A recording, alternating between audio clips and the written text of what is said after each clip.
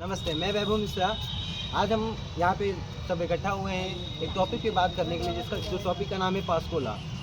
आइए हम सब जानते हैं ये क्या है, कैसे इससे बचा जाए, और इस बारे में आपको बताएंगे हमारी फ्रेंड सौम्या दीदी। नमस्ते, राधे राधे। मैं सौम्या दुबे, इलाहाबाद यूनिवर्सिटी की student.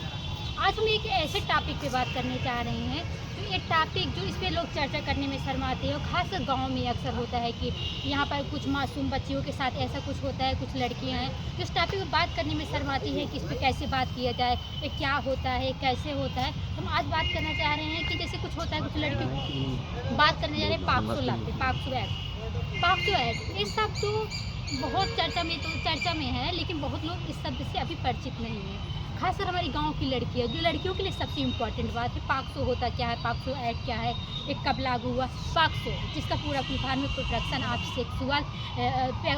Of children sexual affairs act, मतलब इसकी हिंदी होती है यौन अपराधों से उत्पीड़न के, यौन अपराधों से बच्चों का संरक्षण अधिनियम। ये 14 नवंबर 2012 में लगाया गया था। 14 नवंबर 2012 में लगा। इसमें होता क्या है, ये क्या होता है, ये क्यों लाया गया। जैसे होता नहीं, कोई भी एक्ट लाया गया, कोई भी संविधान में संशोधन क्यों हुआ, कैसे हुआ, इसकी ज़रूरत भी क्या पड़ी। लगने सुनने में लगेगा कि नहीं इसकी ज़रूरत भी क्या थी, लेकिन नहीं, इसकी बहुत बड़ी ज़रूरत है।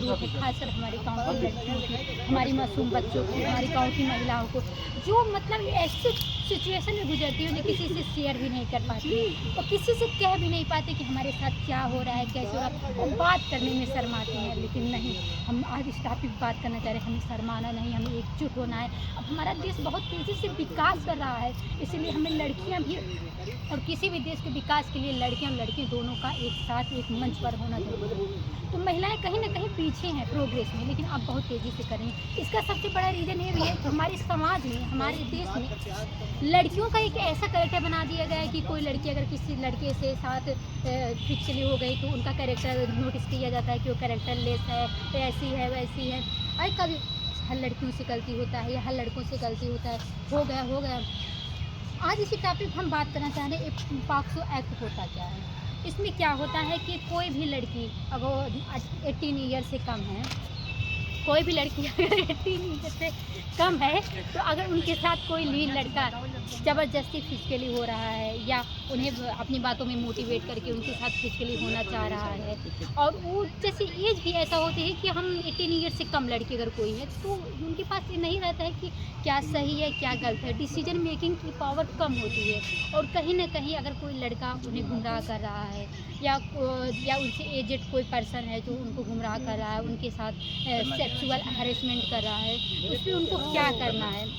ये एक्ट उन्हीं लड़कियों के लिए, पाक्सो एक्ट। इसमें क्या है कि अगर कोई फिजिकली उनके साथ हो रहा है, ज़बरदस्ती हो रहा है, और इस अन्याय के खिलाफ इसके साथ आवाज़ उठाना चाह रहे हैं, इस पर वर्क करना चाह रही हैं, तो हमारी सरकार ने ये नियम बनाया है। इसमें 18 ईयर से कम बच्चियों के साथ कुछ भी हो रहा है, तो जो कर रहा है उनके खिलाफ अगर हो रहा है केस, तो जाके डायरेक्टली कंप्लेन कर सकती हैं। कंप्लेन करेंगी तो इस पर वर्क होगा। वर्क क्या होगा कि जो उनके साथ किया है तो प्रूफ भी दिया जाएगा, कि यह उसको सजा होगी। सजा के साथ साथ कभी ऐसा भी होता है, अगर ज़्यादा बदतमीजी होता है, उसका बहुत लो लेवल तक जा चुका है, तो उसको सजा भी होगी, पनिशमेंट होगा, मृत्युदंड भी हो सकता है।